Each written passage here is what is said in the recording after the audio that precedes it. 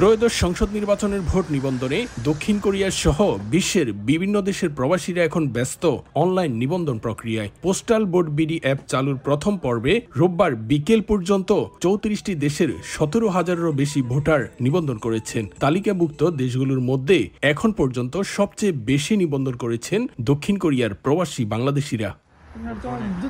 Online নিবন্ধনে নিজের তথ্য যাচাই করে নিশ্চিত হতে অনেকেই পরস্পরকে সাহায্য করছেন। পাশাপাশি কোরিয়ায় বিভিন্ন কমিউনিটিগুলো নিবন্ধনের সহযোগিতামূলক কার্যক্রম চালাতেও দেখা যায়। ভোটার নিবন্ধনে নাম উঠতেই প্রবাসীদের মধ্যে তৈরি হয়েছে এক নতুন উচ্ছ্বাস। অনেকে জানাচ্ছেন জীবনের প্রথম ভোট দেওয়ার সুযোগ পেয়ে গর্বিত, তাই এবার বিদেশেই ভোট দেওয়ার সুযোগ তাদের কাছে এক নতুন অধ্যায়। পোস্টাল ব্যালটের মাধ্যমে প্রবাসীদের যে ভোটাধিকার প্রয়োগ করার যে সুযোগ ইন্টারিম গভর্নমেন্ট করে দিয়েছে, এটার জন্য আসলে সত্যি আমরা আনন্দিত এবং প্রবাসীদের পক্ষ থেকে আমরা ইন্টারিম গভর্নমেন্টকে ধন্যবাদ জানাচ্ছি। জীবনে প্রথমবার প্রবাসে বসে নিজের মূল্যবান ভোট দেওয়ার জন্য রেজিস্ট্রেশন সম্পন্ন করেছি। জীবনের এই প্রথম ভোট দেওয়ার জন্য নিবন্ধন করেছি। এদিকে দক্ষিণ কোরিয়া থেকে নিবন্ধনে প্রবাসীদের বড় একটা অংশ ওটিপি জটিলতায় পড়ছেন। প্রবাসীদের অভিযোগ, নিবন্ধন প্রক্রিয়ায় মোবাইল নম্বরে ওটিপি না আসার কারণে অনেকেই এখনো নিবন্ধন করতে পারছেন না।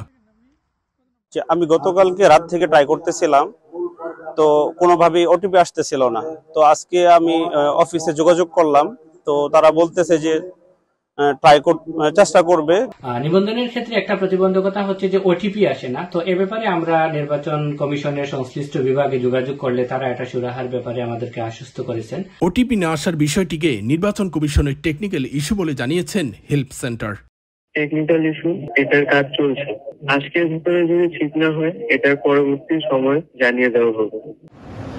রোববার মধ্যরাতে নিবন্ধন শেষ হওয়ার কথা থাকলেও নানা জটিলতার কারণে আরও ৫ দিন অর্থাৎ ২৮ নভেম্বর পর্যন্ত নিবন্ধনের সময় বাড়িয়েছে নির্বাচন কমিশন। দীর্ঘ প্রবাস জীবনে ব্যস্ততার মধ্যেও নিজ দেশের প্রতি দায়বদ্ধতা ও ভালোবাসা ভুলে যাননি প্রবাসীরা। তাই প্রথমবারের মতো বিদেশের মাটিতে বসে ভোটার নিবন্ধন করে জীবনের প্রথম ভোট দিতে মুখিয়ে আছেন তারা।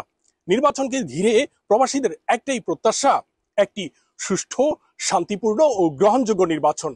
তারা বিশ্বাস করেন তাদের ভোট দেশের গণতন্ত্রকে আরো শক্তিশালী করবে। দক্ষিণ কোরিয়া থেকে মোহাম্মদ হানিফ, সময় সংবাদ।